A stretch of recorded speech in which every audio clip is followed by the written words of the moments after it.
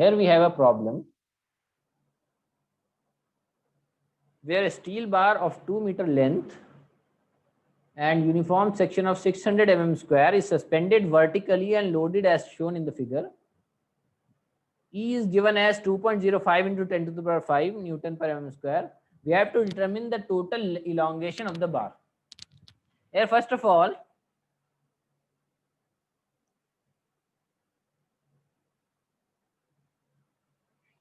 let us calculate the total reaction. This total reaction R. So R will be equal to the total, the sum of all the vertical forces, downward forces which are acting, because this system has to be in equilibrium. So the sum of the forces acting towards bottom should be equal to the sum of forces acting towards up top. So the upward force, upward force is this reaction R. So R will be equal to 20 kilonewton plus 30 kilonewton plus 40 kilonewton.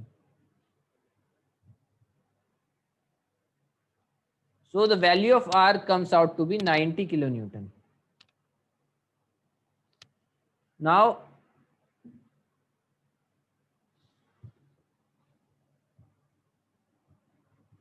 let us take this section as A, B, C and D. So for this section, let us begin. We will first break up these sections like we did in previous problems. So this is AB,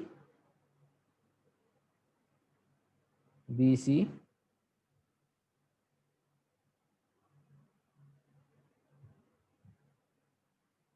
and CD.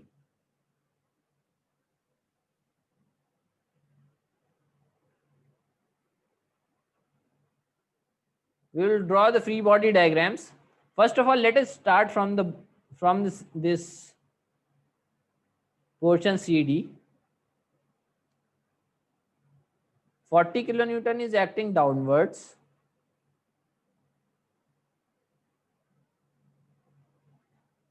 So the net force also 30 kilonewton is acting at this section C.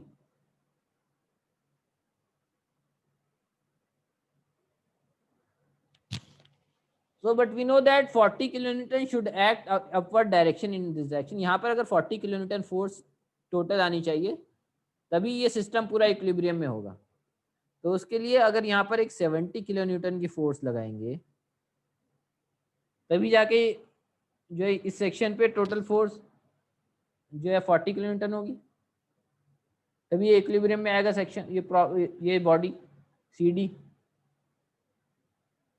So for this portion B, अगर हमने 70 kilonewton upward लगाया है तो balance करने के लिए C section पे 70 kilonewton हमें डाउनवर्ड लगाना पड़ेगा, तभी बैलेंस होगा. तो 70 kilonewton फोर्स यहाँ पर लगाई हमने, तो at this section B already 20 kilonewton force लग रही है. तो इस वाले सेक्शन पे हमें 90 kilonewton फोर्स लगानी पड़ेगी, तभी जाके ये बैलेंस हो पाएगा सेक्शन, ये बीसी तभी बैलेंस होगा.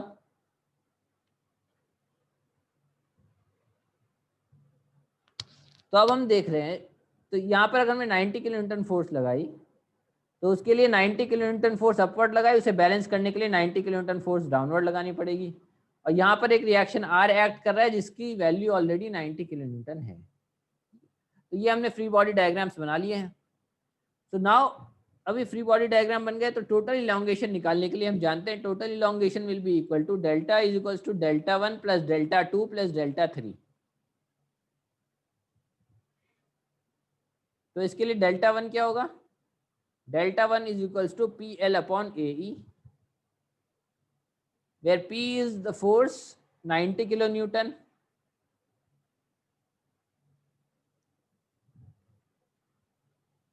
किलो न्यूटन को हम चेंज कर लेंगे न्यूटन में,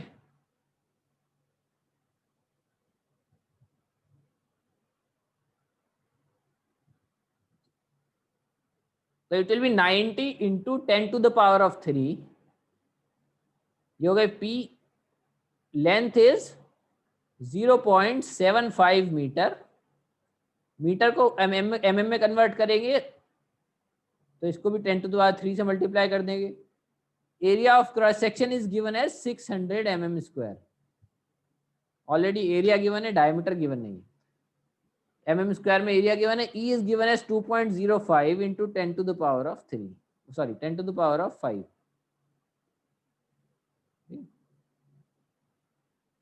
और इस प्रॉब्लम में तो यहां से हमारे पास आ जाएगा Δ1, सिमिलरली Δ2, सो यहाँ पर Δ2 की वैल्यू लिख देते हैं। Δ2 is equals to PL upon AE, P2 यहाँ P1 L2, this will be equal to 9, total force is 70 kilo newton, axial force यहाँ पर 70 किलो न्यूटन एक्ट कर रही है, इस सेक्शन पे भी net is 70 kilo Newton.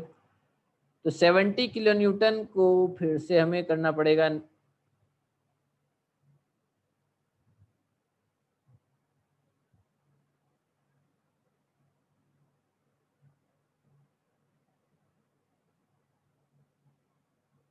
70 into 10⁻³ into 0.5 into 10⁻³ mm में करने के लिए area is given as 600 mm² and E is given as 2.05 into 10⁵। फिर यहाँ से आ जाए Δ2, सिमिलरली Δ3 यहाँ से निकालेंगे कैसे, P3 L3 upon AE which is will be equal to 40 kilo newton into 10⁻³ newton में कन्वर्ट कर दिया। इसकी लेंथ इज गिवन है 0.75 mm, उसको कन्वर्ट कर देंगे mm, 0.75 मीटर mm में कन्वर्ट करने के लिए 10⁻³। एरिया इज गिवन है 600 mm² into E Young's modulus is given है 2.05 इंटू 10⁻³। यहाँ से हमारे पास आ जाएगा Δ3, ठीक है। तो टोटल यहाँ कोई वैल्यू आ जाएगी Δ1 Δ2 Δ3, तो sum will be equal to delta is equals to Δ1 plus Δ2 plus Δ3, clear. So which is equal to, यहाँ पर हम कॉमन ले सकते हैं 1/AE को कॉमन आ जाएगा, 1/AE, A is constant, E is constant, तो ये आ जाएगा 1/600 इंटू 2.05 इंटू 10⁵, अंदर आ जाएगा 90 इंटू 10⁻³ यहाँ से 90 इंटू 10⁻³ इंटू 750, 0.75 इंटू 1000 हो जाएगा 750 डिवाइडेड बाय AE, एरिया तो यहाँ पर आगे plus 70 into 10⁻³ into 500 plus 40 into 10⁻³ into 750, ये आ जाएगा। सो डेल्टा की वैल्यू यहाँ से इसे कैलकुलेट करेंगे यहाँ से, तो डेल्टा की वैल्यू आ जाएगी 1.077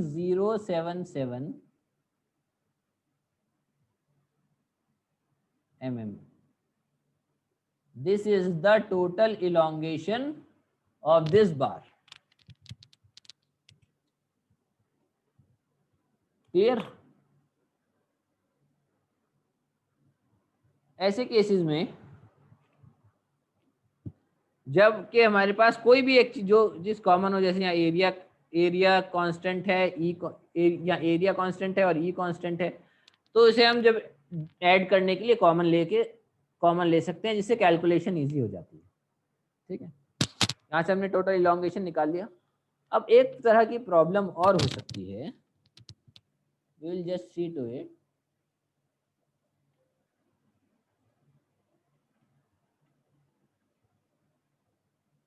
प्रॉब्लम हमारे पास एक और हो सकती है, और वो प्रॉब्लम है let us take this example 4 where we know कि यहाँ पर दो अलग अलग मटेरियल्स यूज करेंगे।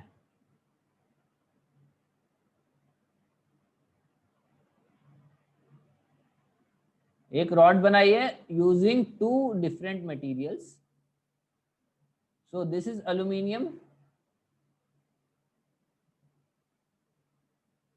And this one is steel.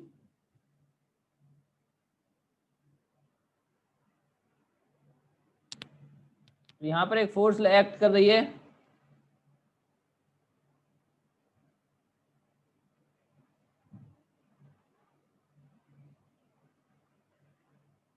here's a force is acting 100 kilonewton,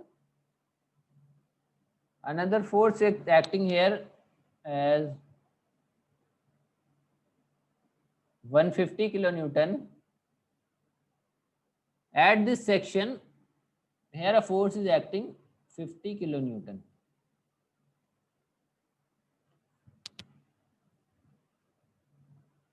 Length is given as 1.2 meter and 1 meter for aluminum. What is given? We know the E for aluminum is given as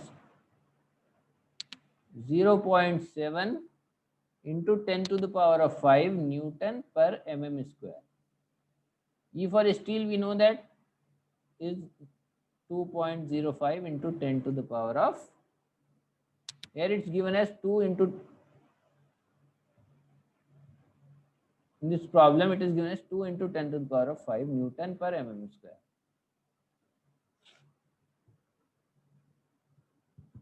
steel bar का diameter है 20 mm, dia of steel is 20 mm and dia of aluminium is, it is given as 30 mm.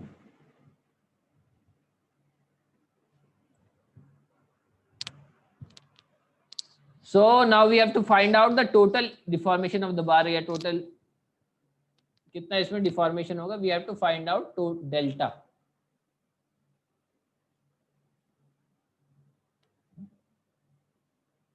Find out total deformation.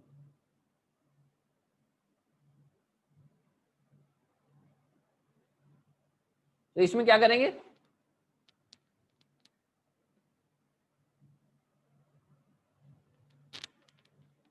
Same problem है, बस यहाँ पर क्या होगा कि ई constant नहीं है, ई भी चेंज हो रहा है बाकी सारे सेक्शंस के साथ. तो जैसे हम बाकी प्रॉब्लम्स करते हैं वैसे ही करेंगे. सबसे पहले हमने सेक्शन ले लिया A B, free body diagram बनाएंगे ए बी का. यहाँ पर एक फोर्स लग रही है 100 किलो न्यूटन. अगर यहाँ पर 100 किलो न्यूटन फोर्स लग रही है तो हम जानते हैं बी सेक्शन पर भी 100 लगनी चाहिए, बट यहाँ पर एक एडिशनल 50 किलो न्यूटन फोर्स लग रही है. तो उस इन दोनों को टोटल यहाँ पर लेकिन होनी चाहिए 100 किलो न्यूटन इन टुवर्ड्स लेफ्ट. तो यहाँ पर हम यहाँ पर फोर्स लगाएंगे टोटल 150 किलो न्यूटन. जब हम 150 लगाएंगे तभी जो है net force at section B will be 100 kilo newton, जो तभी ये बैलेंस हो पाएगा सेक्शन, इसे कहते हैं 1. तभी यहाँ पर हम फ्री बॉडी डायग्राम बना रहे हैं. तो इक्विलिब्रियम में तभी आएगा जब यहाँ अगर 100 किलो न्यूटन फोर्स लग रही है तो बी सेक्शन पे भी 100 लगनी चाहिए टुवर्ड्स लेफ्ट, यहाँ टुवर्ड्स राइट है तो इसलिए 150 टुवर्ड्स लेफ्ट लगाएंगे. तो 1 ये हो गया हमारे पास सेक्शन 1 का. सेक्शन 2 जो हमने बनाया अल्यूमिनियम, सेक्शन 2 BC. तो अगर हमने यहाँ पर 150 किलो न्यूटन एडिशनल फोर्स लगाई थी टुवर्ड्स लेफ्ट, ये वाली फोर्स, ये जो हमने 150 लगाई थी उसको 150 अगर हमें राइट साइड में लगाएंगे तभी जाके, लेफ्ट साइड में हमने फोर्स लगाई थी, इसको बैलेंस करने के लिए यहाँ पर हमने राइट साइड में फोर्स लगाई 150 किलो न्यूटन, और यहाँ पर ऑलरेडी 150 किलो न्यूटन एक फोर्स लग रही है. तो दिस मीन्स कि अभी ये दोनों सेक्शन इक्विलिब्रियम में आ गए. फ्री बॉडी डायग्राम जो बनाए दोनों इक्विलिब्रियम में है. तो हमारे पास यहाँ सिंपल जैसे बाकी प्रॉब्लम्स करते हैं वैसे इसे भी सॉल्व करेंगे. Delta 1 will be equal to P1 L1 upon A1 E1. यहाँ पर सब कुछ चेंज हो रहा है, कोई भी चीज़ कांस्टेंट नहीं है. P1 is equal to 100 kilo newton, तो किलो न्यूटन को हम चेंज कर देंगे न्यूटन में। L length is given as 1.2 meters, ये 1 हो गया सेक्शन, ये 2 हो गया। 1.2 मीटर्स को कन्वर्ट कर देंगे mm में, upon A1 area is given as, steel के लिए है π/4 इंटू 20 का स्क्वायर, ये हो गया स्टील। और E is given as, E for steel is given as 2 into 10⁵ newton पर mm स्क्वायर। डेल्टा 2 जो निकालेंगे will be P2 L2 upon A2 E2, this will be equal to 150, total force is 150 into 10⁻3, length is 1 meter, तो 1 into 10⁻3 mm में आ जाएगा। Area is π/4 into 20 का square था, यहाँ पर ये diameter is given as 30, so it will be π/4 into 30 का square, this is area. E2 is given as, यानी E for aluminium is given as 0.7 into 10⁵। यहाँ से हम निकाल लेंगे डेल्टा 2, तो कैलकुलेट करते हैं। डेल्टा 1 की वैल्यू यहाँ से यहाँ पर आ रही है, डेल्टा 1 की वैल्यू आ रही है 1.91 mm, और डेल्टा 2 की वैल्यू अगर कैलकुलेट करेंगे तो आएगी 0.303 mm। ये हो गया एल्यूमिनियम के लिए, ये हमारे पास आ गया स्टील के लिए। सो टोटल डिफॉर्मेशन पूछा गया था, total deformation will be delta 1 plus delta 2, delta 1 plus delta 2 will be equal to 0.1, sorry it will be equal to 1.91 plus 0.303 which is equal to